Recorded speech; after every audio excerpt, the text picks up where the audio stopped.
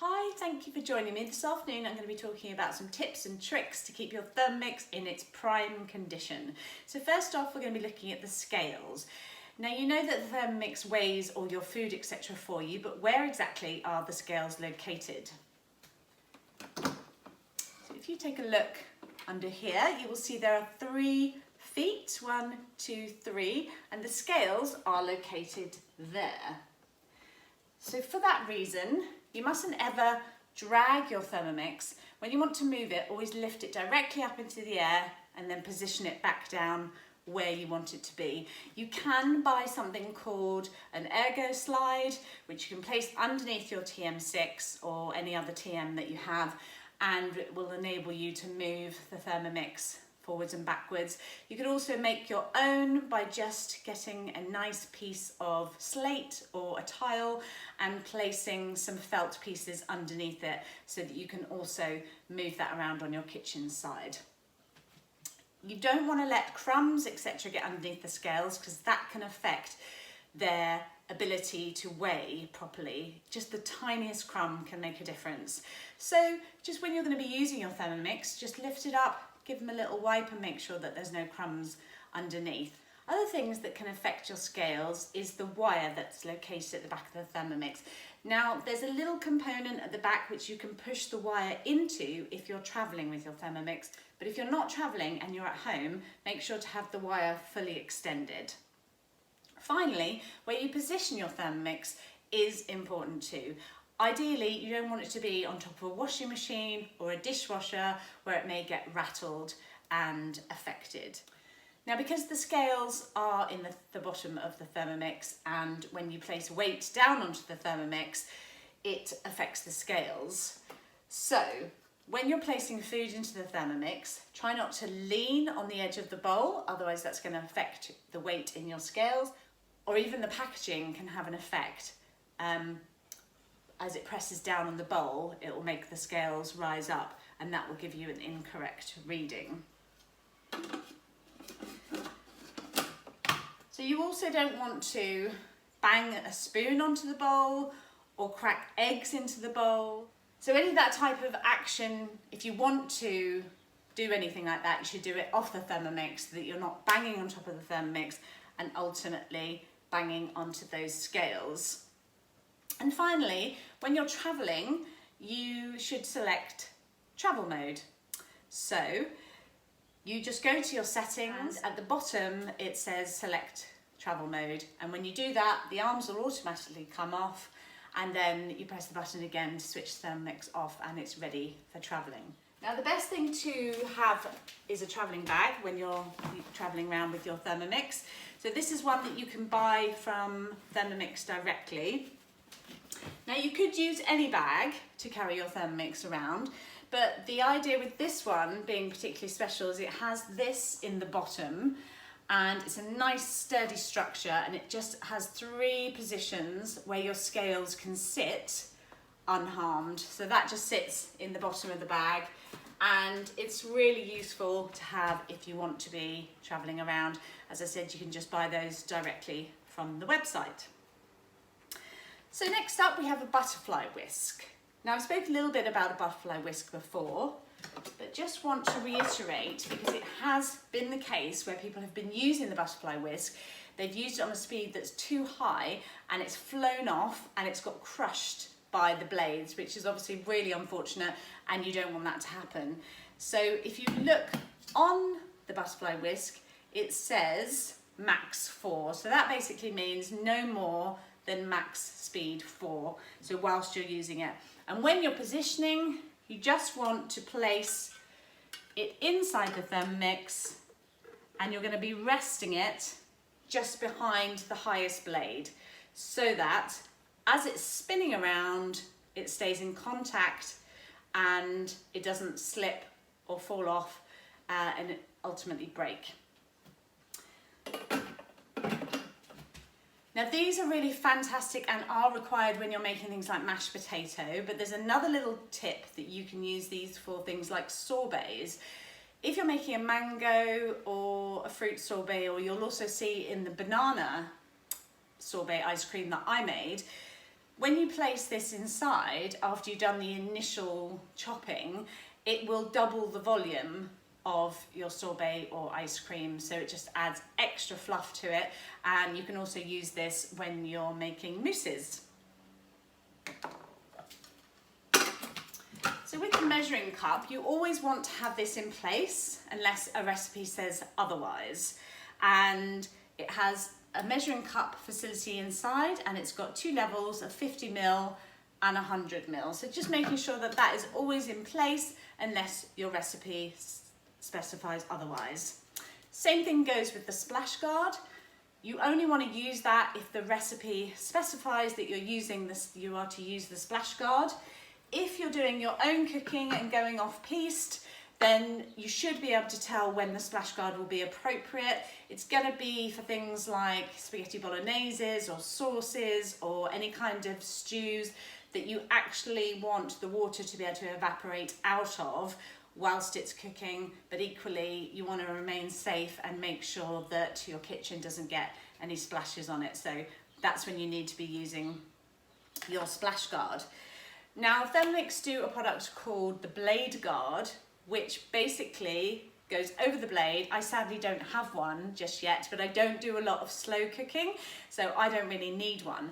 But I would definitely recommend it if you're going to be doing any kind of slow cooking or anything where you're using lots of meat and you don't want the meat to be overly chopped up. So for instance, again with spaghetti bolognese, if you would rather the meat stayed in bigger pieces, then get yourself a blade guard. You can buy them direct from Thermomix from their general website. They cost £16, and you'll be able to put that on top of the blades, and then it's recommended that you go no higher than speed 1 when you're using your blade guard.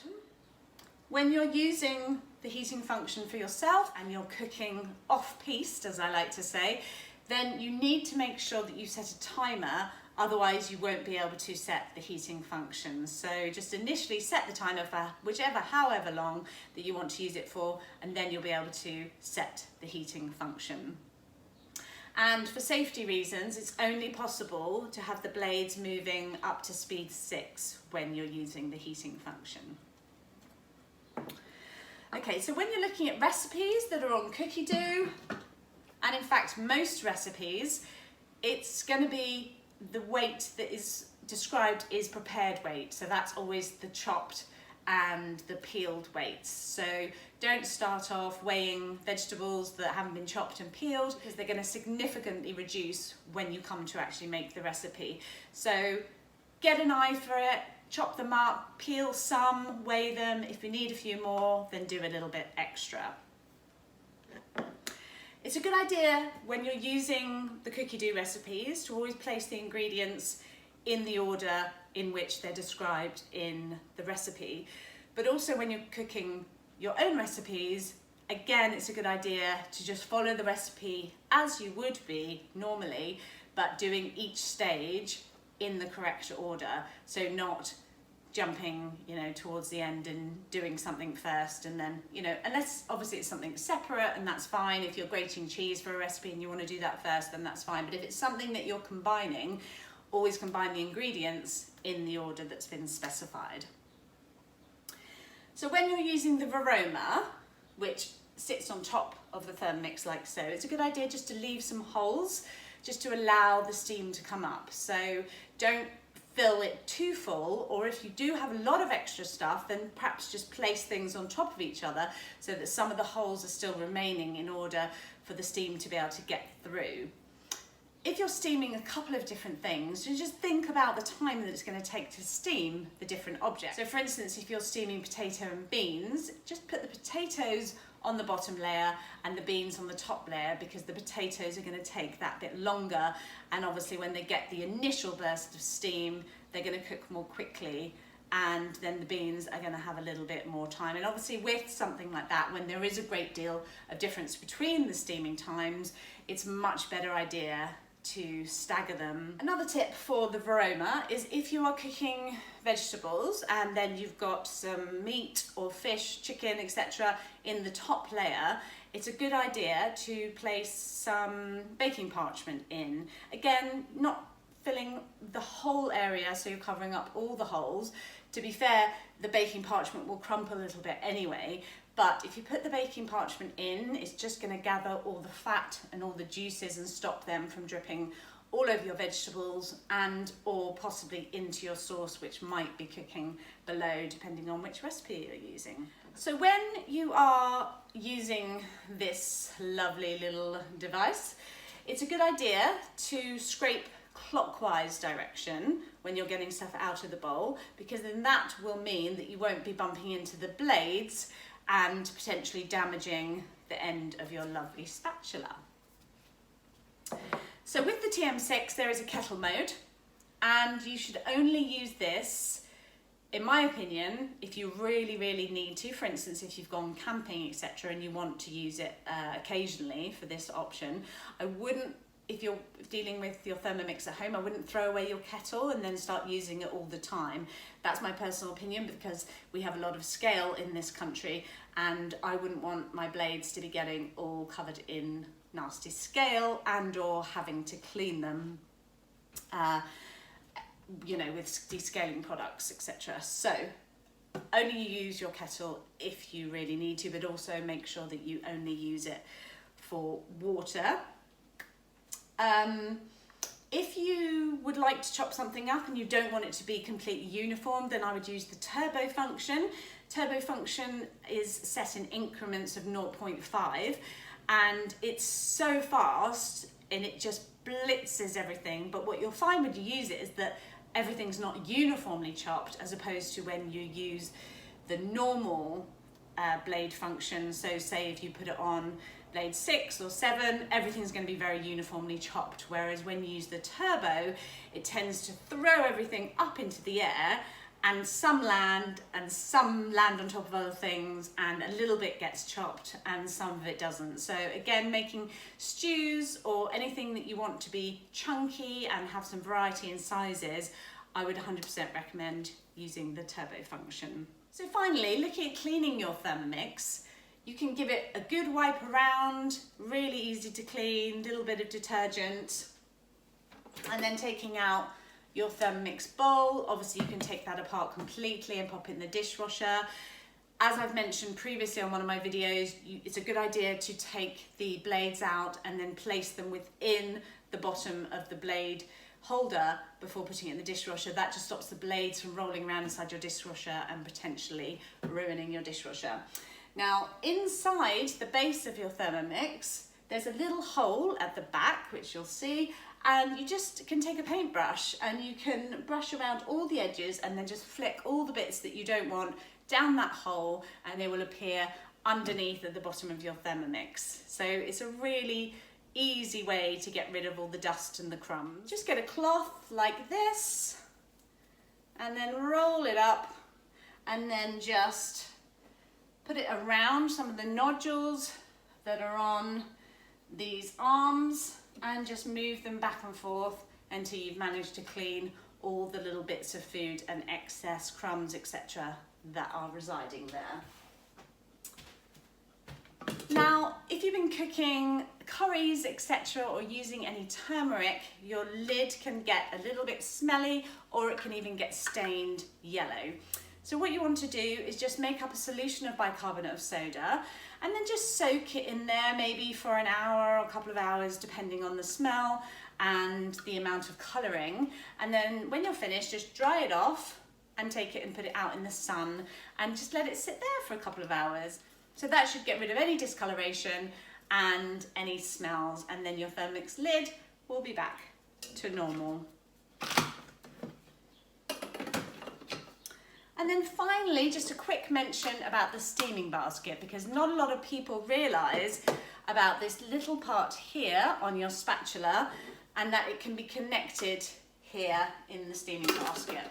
So placing your steaming basket inside your Thermomix, you're just going to place the spatula on top, use one hand to hold the Thermomix and just get some leverage, and then you just want to pull that towards you. So you're just pulling it towards you, and they have connected and they are one, which is fabulous. And now you're free to get the contents of your steaming basket without burning yourself. And then what I would advise afterwards is just let it all cool down. Maybe use this like so to run it under the tap, or otherwise just leave it to cool down and then you can clean it when it's ready. And all you have to do is give it a little wiggle, like so, and disconnect it. So it slips in, just like so, and then slips off again. So there we have my tips and tricks for using your Thermomix TM6. If you would like to get a Thermomix in your kitchen, please do send me an email. I'm very happy to help. Or if you have any questions, I'm really willing to answer those too for you. You can reach me on the email that's coming below. Thank you so much for watching. Have a great day.